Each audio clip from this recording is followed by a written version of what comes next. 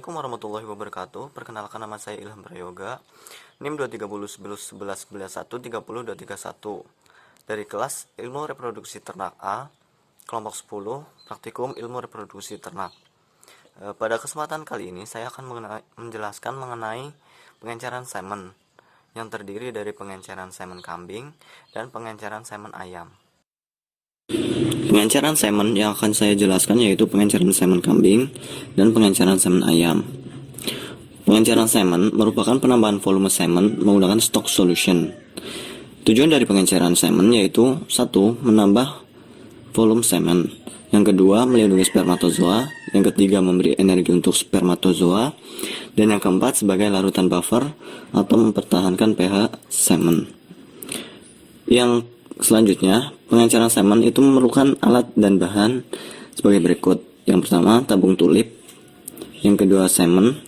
Yang ketiga, spade atau spuit. Yang keempat, pipette volume. Dan yang kelima, beaker glass. Nah, bahan untuk membuat stock solution itu sendiri yaitu ada tris, glukosa, dan asam sitrat. Untuk menghitung jumlah pengenceran, digunakan rumus sebagai berikut, di mana pada rumus tersebut 100 kali 10 pangkat 6 diibaratkan jumlah sperma dalam straw, dan 0,25 merupakan volume dalam satu straw. Pengenceran semen kambing diawali dengan penampungan semen. Setelah semen tertampung dalam tabung tulip, semen dihancarkan dengan larutan stok atau stock solution yang telah dibuat dengan langkah sebagai berikut. Yang pertama, teteskan stock solution menggunakan pipette volume ke dalam semen yang telah ditampung dalam tabung tulip. Yang kedua, stock solution dan semen kambing digoyang-goyang sampai homogen. Semen yang sudah dihancarkan pun sudah siap. Nah, selanjutnya pengenceran semen ayam. Seperti pengenceran semen pada kambing, pengenceran semen pada ayam diawali dengan penampungan semen. Setelah semen tertampung dalam tabung tulip, semen dihancarkan dengan larutan stok atau stock solution yang telah dibuat. Nah, langkah yang pertama, teteskan stock solution menggunakan pipette volume pada semen yang telah ditampung pada tabung. Yang kedua, stock solution dan semen ayam tadi digoyang-goyang sampai homogen. Dan semen yang sudah dihancarkan pun sudah siap digunakan. Perkenalkan, nama saya Eva. Saya akan menjelaskan tentang deteksi birahi. Deteksi birahi dilakukan melalui 3 aspek, yaitu tingkah laku ternak, vulva, dan deteksi ereksi pada uterus. Tingkah laku ternak yang diamati yaitu melenguh, gelisah, agresif, mencoba untuk menaiki temannya, serta menanduk. Sapi betina juga lebih jinak dari biasanya. Selain dari tingkah lakunya, juga dapat dilihat dari kondisi vulvanya. Vulva tersebut dilihat dari warnanya, bengkak atau tidak, dan anget atau tidak. Kondisi vulva dapat dinilai +1, di mana warna vulva putih agak pink, +2 warna vulva yaitu merah muda, dan +3 yaitu warnanya merah. Selain dilihat dari warna vulva juga dapat dilihat berdasarkan lendir yang dikeluarkan. Jika lendir yang dikeluarkan masih di sekitar vulva, maka skornya +1. Apabila lendir yang dikeluarkan dan sudah menetes sampai di paha, maka skornya +2. Serta lendir yang dikeluarkan sampai lantai, skornya +3. Selanjutnya, kita harus mengetahui ereksi pada uterus dengan cara tangan dimasukkan ke dalam vagina. Langkah pertama, tangan ditelungkupkan, kemudian dimasukkan ke dalam rektum secara perlahan-lahan. Lalu dicari bagian serviknya. Serviks dideteksi atau diamati tingkat ereksi. Tingkat ereksi dimulai dari 1-4. Ereksi 1 yaitu pada serviks sedikit tegang, 2 serviks agak tegang, 3 yaitu serviks tegang, dan 4 kondisi serviks sangat tegang. Perkenalkan, nama saya Teguh Arsono. Saya akan menjelaskan tahapan inseminasi buatan pada kambing dan faktor-faktor yang mempengaruhinya.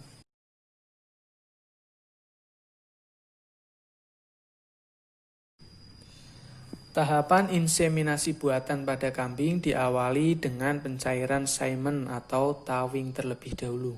Hal tersebut sesuai dengan pendapat Kusumawati et al. 2016 yang menyatakan bahwa tawing merupakan proses pencairan kembali semen beku ketika akan dipergunakan. Tawing sangat bergantung pada suhu dan lama waktu tawing. Langkah-langkah tawing yang pertama adalah menyiapkan air bersuhu 37 derajat Celcius dalam wadah yang kira-kira cukup untuk merendam seluruh bagian straw. Tutup kontainer dibuka lalu kanister dipilih untuk straw yang diinginkan. Kanister diangkat kira-kira 5-6 cm di atas leher kontainer, akan tetapi straw tetap pada batas leher kontainer. Tahan kanister beberapa saat, sementara diambil straw yang diinginkan dengan menggunakan pinset.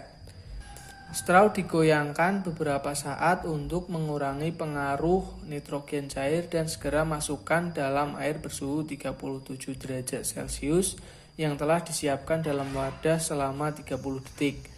Hal tersebut sesuai dengan pendapat Priyanto et al. 2018 yang menyatakan bahwa semen beku ditawing pada air bersuhu 37 derajat Celcius selama 30 detik. Straw diambil dari wadah kemudian dilap menggunakan tisu, kemudian dimasukkan dalam IB gun dan dipotong ujungnya lalu dibungkus dengan plastik sheet. Langkah selanjutnya setelah melakukan tawing yaitu pipet inseminasi diisi dengan semen cair. Spekulum dibersihkan dan disterilkan menggunakan alkohol, kemudian diberi lubricating gel secara merata agar tidak melukai alat kelamin ternak.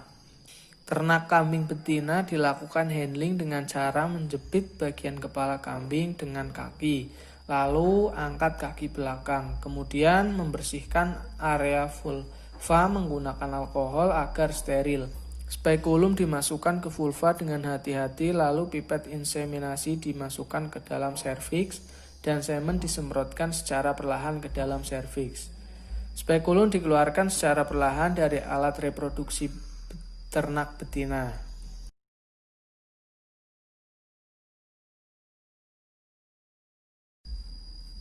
Faktor yang mempengaruhi keberhasilan inseminasi buatan adalah yang pertama, kualitas semen beku.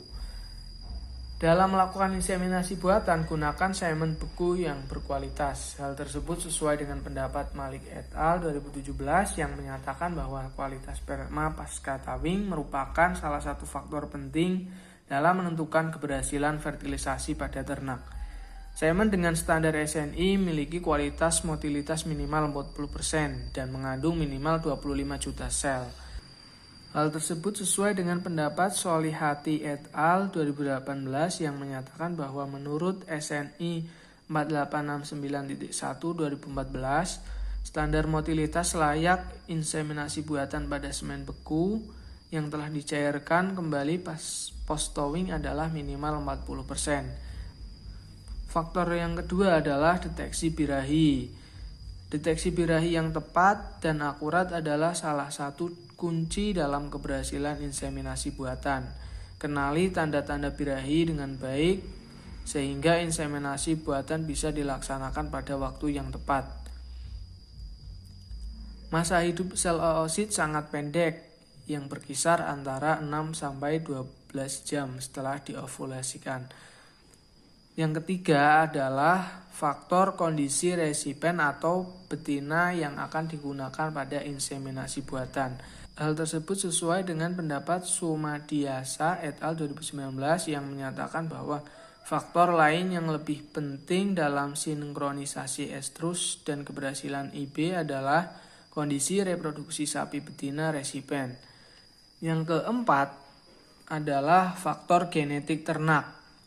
Kondisi tubuh yang terlalu besar atau terlalu kecil, kondisi organ reproduksi, kadar hormonal, dan adanya beberapa penyakit tertentu dalam faktor yang perlu diperhatikan.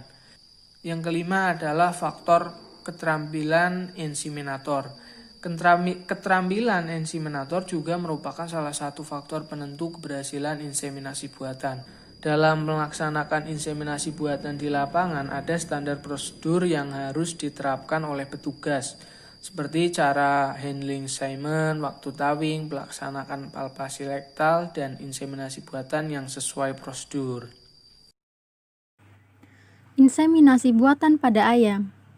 Inseminasi buatan pada ayam merupakan proses pemasukan semen ayam jantan ke dalam saluran reproduksi ayam betina dengan bantuan manusia.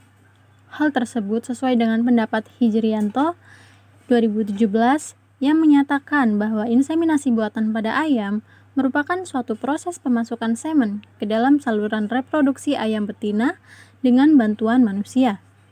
Inseminasi buatan pada ayam diawali dengan pemilihan induk dan pejantan yang baik dan ideal. Sebelum dilakukan IB, sebaiknya unggas ditempatkan di kandang baterai untuk mengurangi stres dan perlu disuntik vitamin anti stres setelah melakukan inseminasi buatan. Langkah selanjutnya yaitu pengambilan sperma dengan alat dan bahan yang dibutuhkan meliputi spuit, tabung pengencer, tabung penampungan sperma, NaCl fisiologis 0,9%, dan lap pembersih. Dengan pengambilan sperma ini, kotoran yang menempel pada sekitar kloaka dibersihkan. Kemudian, ayam pejantan diberikan rangsangan dengan mengurut dan mengelus bagian punggung ayam. Apabila ayam sudah terangsang, sperma ditampung, lalu diberi larutan NaCl fisiologis 0,9% dengan perbandingan sperma dengan NaCl adalah 1:6 hingga 10. Selanjutnya, dilakukan inseminasi buatan pada ayam betina. Ada 2 teknik yang dapat dilakukan untuk memasukkan sperma induk jantan ke dalam organ reproduksi induk betina, yaitu deposisi intravaginal melalui vagina dan deposisi intrauterin melalui uterus. Hal tersebut sesuai dengan pendapat Tako 2018 yang menyatakan bahwa teknik yang dapat dilakukan untuk memasukkan sperma induk jantan ke dalam organ reproduksi induk betina, yaitu deposisi intravaginal melalui vagina dengan kedalaman sekitar 3 cm dan deposisi intrauterin melalui uterus dengan kedalaman spuit sekitar 7 cm. Inseminasi buatan ini dilakukan dengan membersihkan kotoran di sekitar kloaka pada unggas, lalu melakukan penekanan di bawah kloaka untuk memperjelas saluran reproduksi pada bagian kiri dan saluran pencernaan pada bagian kanan. Pengambilan sperma yang sudah diencerkan sebanyak 0,1 mili hingga 0,2 mili dan memasukkan sperma dengan spuit. Indikator keberhasilan IB unggas adalah dengan melihat telur yang dihasilkan betina dengan mendeteksi fertil atau infertilnya telur.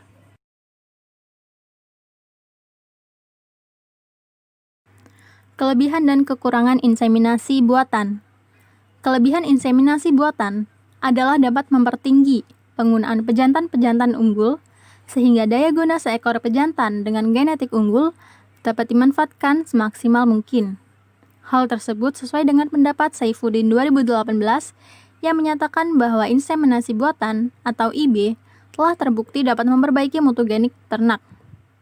Inseminasi buatan dapat menghemat biaya dan tenaga pemeliharaan pejantan. Hal tersebut sesuai dengan pendapat Monica 2015 yang menyatakan bahwa ternak IB bisa menghemat pemeliharaan biaya ternak jantan, terutama bagi peternak kecil.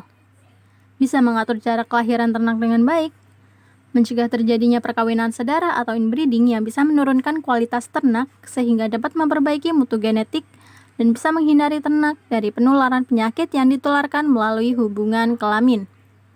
Lalu kemudian ada kekurangan dari inseminasi buatan, yaitu adalah tidak akan terjadi kemuntingan jika identifikasi masa birahi betina salah atau waktu inseminasi tidak tepat.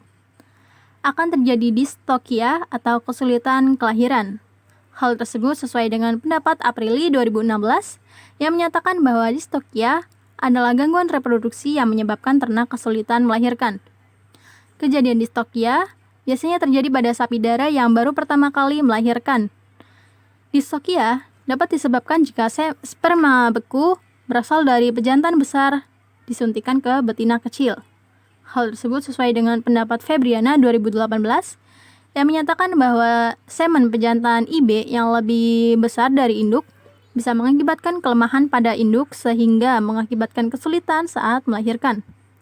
Inseminasi buatan juga menurunkan kualitas sperma jika menggunakan semen beku dalam jangka waktu yang lama dan bisa menurunkan sifat-sifat genetik yang jelek jika pejantan donor tidak diamati sifat gennya dengan baik.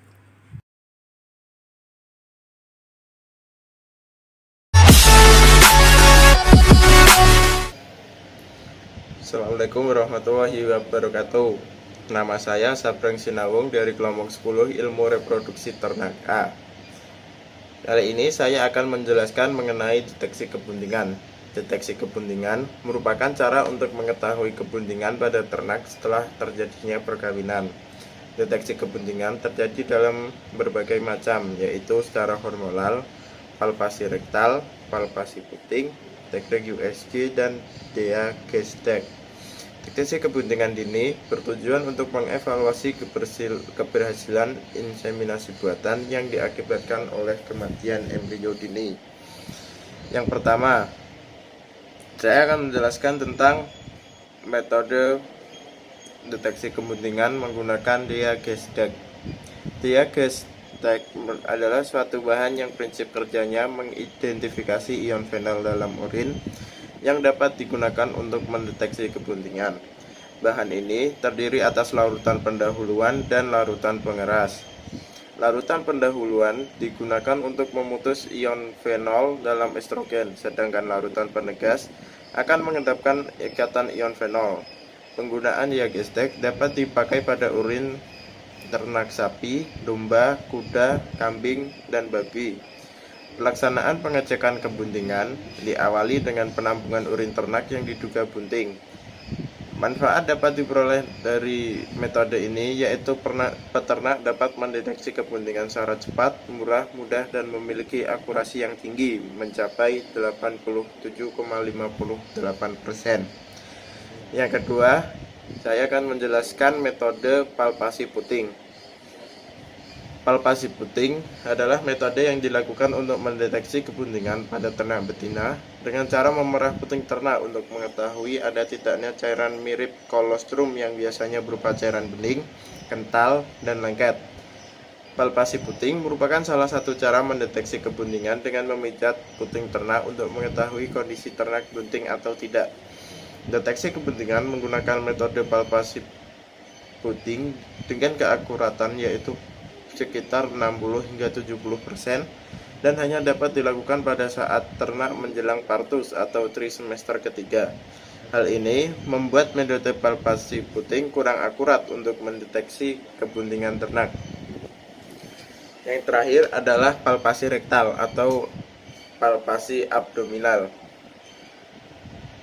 Palpasi rektal adalah meraba uterus melalui dinding rektum atau anus.